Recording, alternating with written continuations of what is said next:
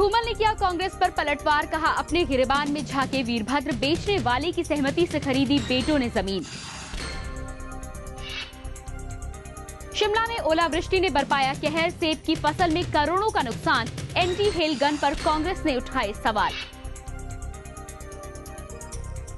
विश्वविद्यालय छात्रों ने डीन ऑफ स्टडीज का किया घेराव, मांगे माने ना जाने पर आंदोलन छेड़ने की धमकी। महिला ने 2 मासूम बच्चों सहित खाया जहर, 3.5 साल के बेटे और महिला की मौत।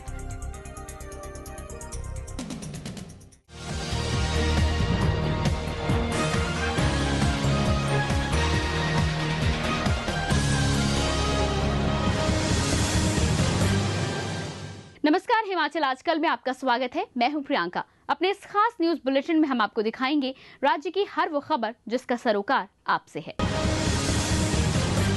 मुख्यमंत्री प्रेम कुमार धूमल ने भूमि खरीद मामले में केंद्रीय मंत्री वीरभद्र सिंह पर पलटवार किया है। उन्होंने कहा कि वीरभद्र सिंह सीडी मामले में जमानत पर हैं और उन्हें दूसरों पर आरोप लगाने से पहले अपने गिरबान में झांकना चाहिए।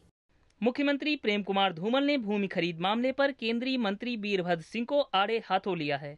उन्होंने कहा है कि दूसरों पर आरोप लगाने से पहले वो अपने गिरेबान में झांक कर देखें। मुख्यमंत्री धूमल ने कहा है कि उनके बेटों ने जो जमीन खरीदी है वो बेचने वाले व्यक्ति की सहमति से खरीदी है। पॉइंट बेसिकली जो मैं स्पष्ट करना चाहता हूँ वो है कि इसमें जमीन बिक रही थी, कई लोग ले रहे थे, उसमें से एक उन्होंने जिसने ज्यादा कीमत थी वो ले ली। क्या एक गुनाह हो गया? CFSM की रिपोर्ट में 2008 सितंबर में आ गया कि आवाज श्री वीरभद्र सिंह और इनकी धर्मपत्नी की ही है। कोर्ट से जमानत लेके घूम रहे हैं, दूसरों को भ्रष्टाचारी कह रहे हैं। इनको क्लीन चिट किसने दे दी? मुख्यमंत्री प्रेम कुमार धूमल ने आज ऊना के स्वनदी तटीकरण के तीसरे चरण के काम का शुभारंभ किया, जिस पर 50 करोड़ रुपए खर्च किए जाएंगे। मुख्यमंत्री प्रेम कुमार धूमल ने कहा है कि स्वनदी हर साल हजारों एकड़ भूमि को नुकसान पहुंचाती है। अब इसके तटीयकरण से ये नदी विकास की नदी बन जाएगी। जो स्व चैनलाइजेशन का प्रोसेस शुरू हुआ था और ऊना के विकास के साथ इसका सबसे बड़ा संबंध है, और आज हम इसके तीसरे चरण का भी शिलान्यास कर रहे हैं, जो लगभग 50 करोड़ रुपए से बनेगा और पंजाब की सीमा तक पहुंचेगा और हिमाचल और पंजाब के सभी किसानों को बहुत बड़ी राहत इसके माध्यम से मिलने वाली है। मुख्यमंत्री प्रेम कुमार धूमल इन दिनों ऊना के दौरे पर हैं। इस दौरान उन्होंने जिले में करोड़ों रुपए के शिलान्यास और उद्घाटन किए हैं। मुख्यमंत्री के इन उद्घाटनों का उन्हें कितना लाभ मिलेगा ये तो आने वाला वक्त ही बताएगा। राजीव भनोट, हिमाचल आजकल, ऊना। जिला शिमला के कई क्षेत्रों में ओलावृष्टि ने सेब की फसल पर कहर बरपाया है। 2 दिनों से हो रही ओलावृष्टि से सेब की फसल को करोड़ों का नुकसान हुआ है। जिला शिमला के जुब्बल कोटखाई क्षेत्र में ओले से बचाने के लिए लगाई गई एंटी हेल गन कुदरत के आगे फेल हो गई है। एंटी हेल गन चलती रही और ओले पड़ते रहे।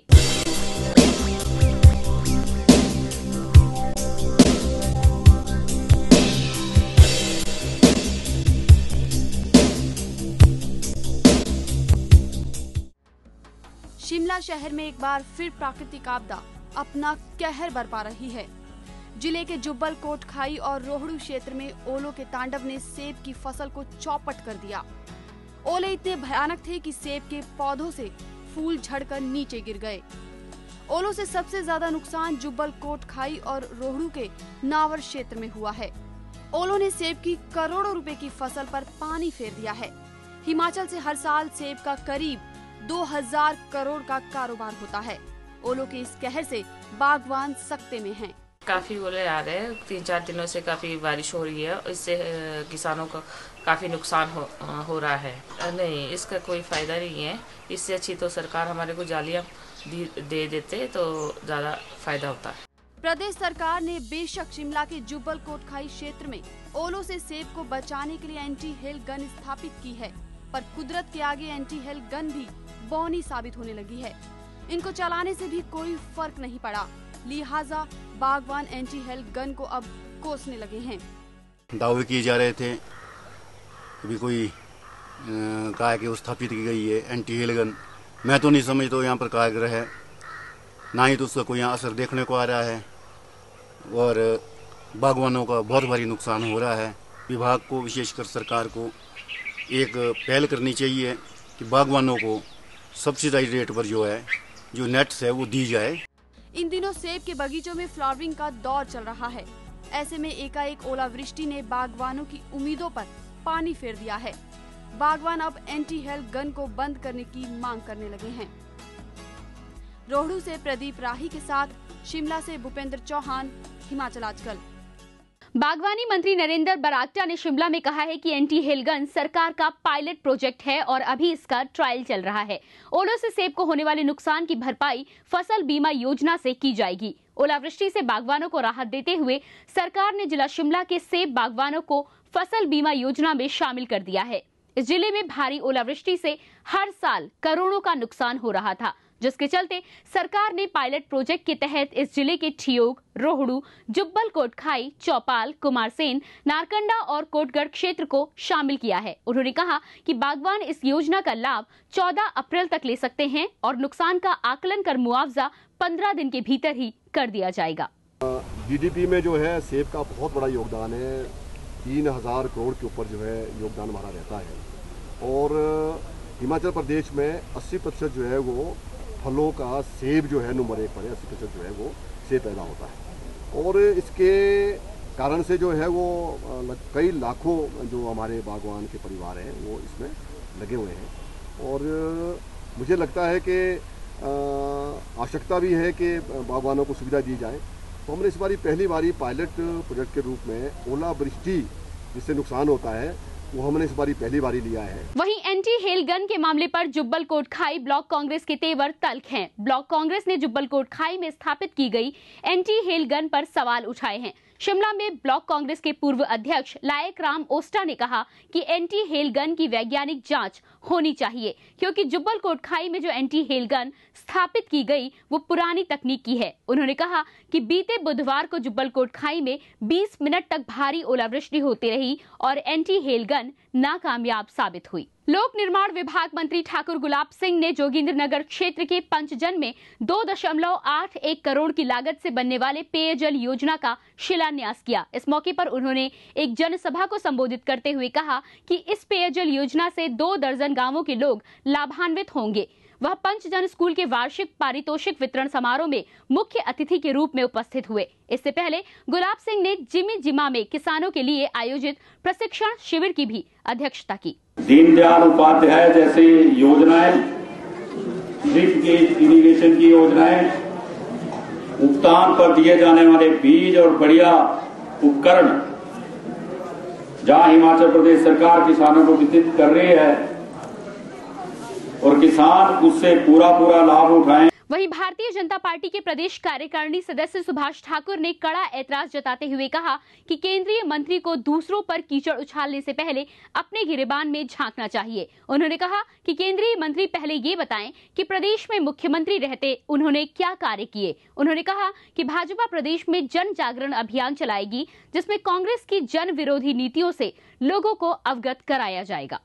आदरणीय वीरभद्र जी 5 बार मुख्यमंत्री रहे, वो अपनी उपलब्धियां गिनाएं, उन्होंने अपने कार्यकाल में क्या किया और इन 4 साल और केंद्र में मंत्री थे, उन्होंने प्रदेश के लिए क्या किया, बिलासपुर के लिए क्या किया। वो इस चीज को कहते तो हम भी उनका स्वागत करते। लेकिन जिस तरह से अब चुनावी जो बेला आई है, इसमें मुझे तो ये लगता है कि वो तो मुख्यमंत्री की लड़ाइयों में भी हिमाचल प्रदेश में कांग्रेस गुटबाजी की शिकार है। प्रदेश के शिक्षा में अव्वल होने के सरकारी दावे की पोल खोल रहा है करसोग क्षेत्र का कून्हो स्कूल। कक्षा 12 तक चलने वाले स्कूल के भवन में मात्र 5 कमरे हैं, जिनमें कक्षाओं के अलावा एक स्टाफ रूम भी है। भवन की कमी से छात्रों की पढ़ाई खासी प्रभावित हो रही है। प्रदेश सरकार शिक्षा के दावे तो बहुत करती है, लेकिन करसोग का कून्हो स्कूल अपनी खस्ता हालात को खुद ही बयां कर रहा है। करसोग की बगैला पंचायत के कून्हो स्कूल में 6 से लेकर 12वीं तक 300 छात्र पढ़ाई कर रहे हैं।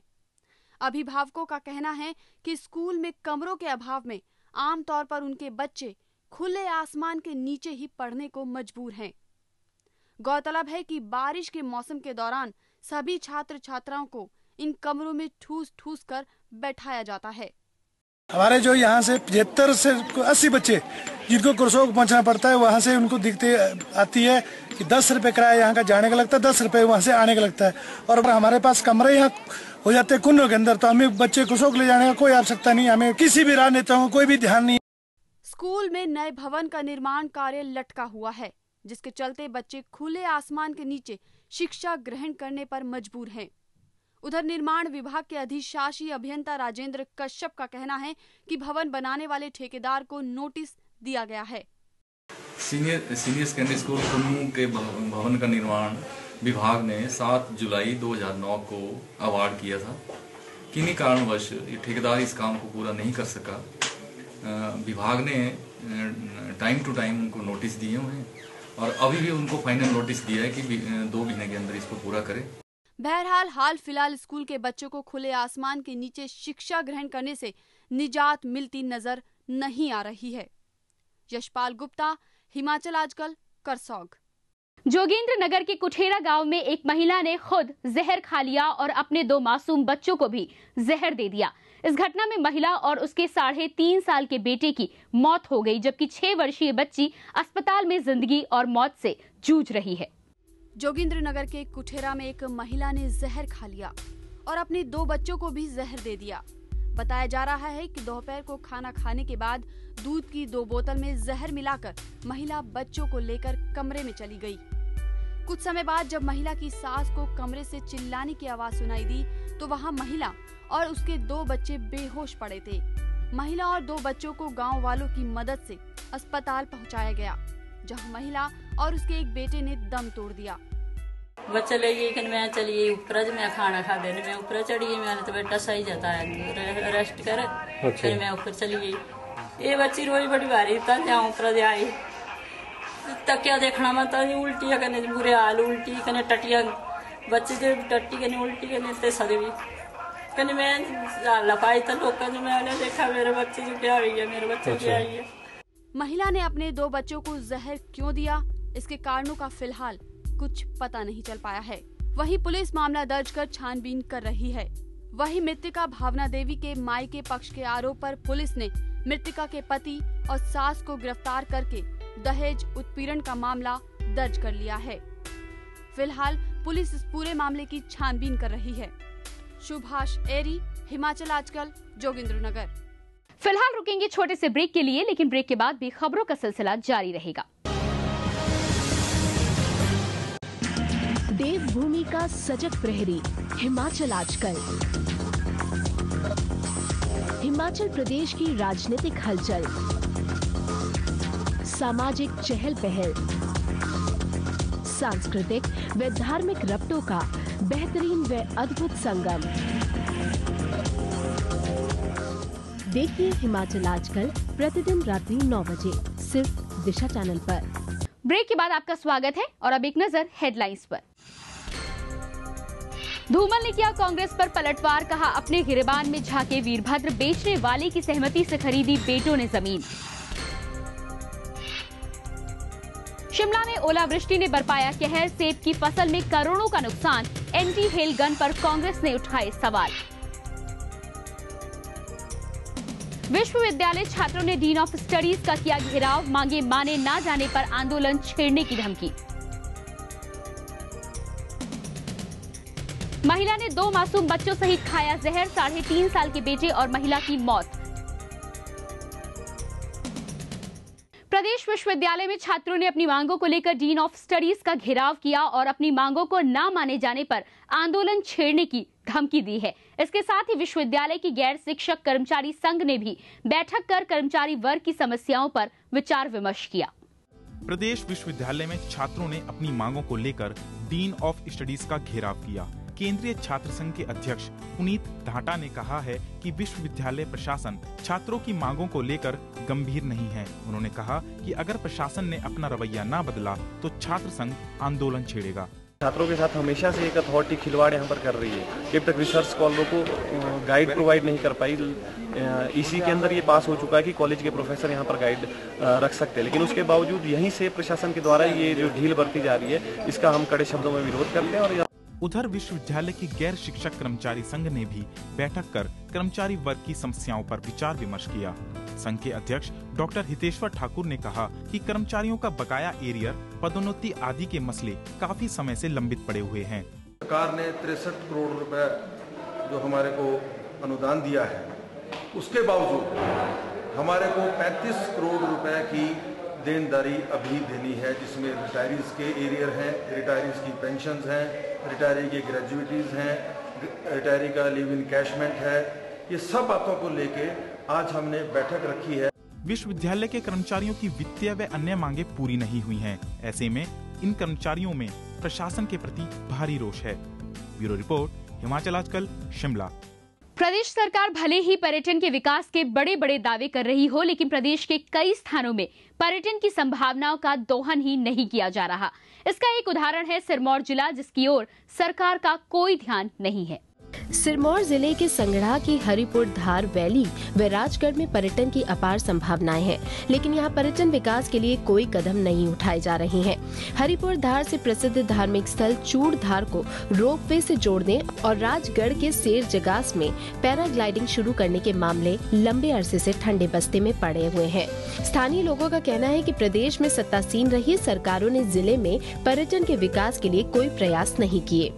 व्यवसाय भी तभी अच्छा चलेगा जब टूरिस्ट यहाँ आएगा, और अगर टूरिज्म इसमें कुछ वो करें कि यहाँ पे एक होटल वगैरह खोल लें और सड़कों की व्यवस्था के लिए सरकार से बात करें, तो ये मेरे इससे बड़ा अच्छा वो रहेगा। सिरमौर एक ऐसा एरिया है जिसके ऊपर सरकार ने इस विषय में ना कभी ध्यान दिया और ना दे रही है।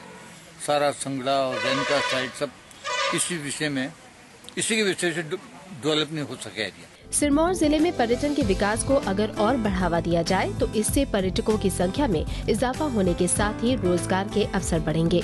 सतीश शर्मा, हिमाचल आजकल, नाहन।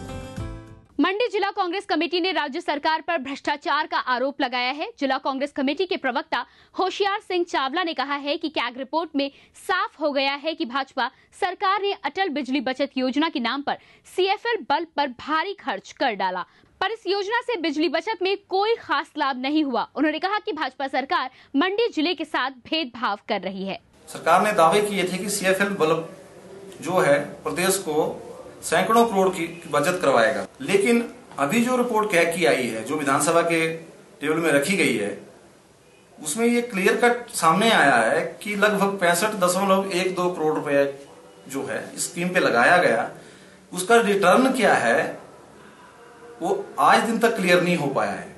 और सरकार के हवाई दावे बोलते हैं कि हमने लगभग 110 करोड़ रुपए इस चीज से बचाया है।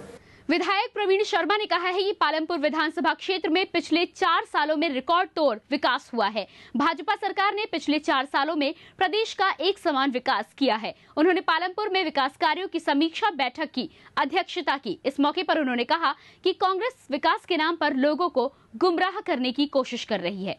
कलाम की मिनी ट्रक यूनियन ने आरोप लगाया है कि औद्योगिक क्षेत्र में स्थापित उद्योग स्थानीय ट्रक ऑपरेटरों की अनदेखी कर बाहरी राज्यों के ऑपरेटरों को काम दे रहे हैं। इस संबंध में यूनियन का एक प्रतिनिधिमंडल सीटू के जिला अध्यक्ष राजेंद्र ठाकुर के नेतृत्व में उपायुक्त से मिला। राजेंद्र ठाकुर ने कहा कि फैक्ट्रियों द्वारा सारा काम बाहरी राज्यों के ट्रकों को दिया जा रहा है। उनका कहना है कि प्रशासन को स्थानीय ट्रक ऑपरेटरों को प्राथमिकता के आधार पर काम दिलाना चाहिए। और अब एक नजर सुर्खियों पर।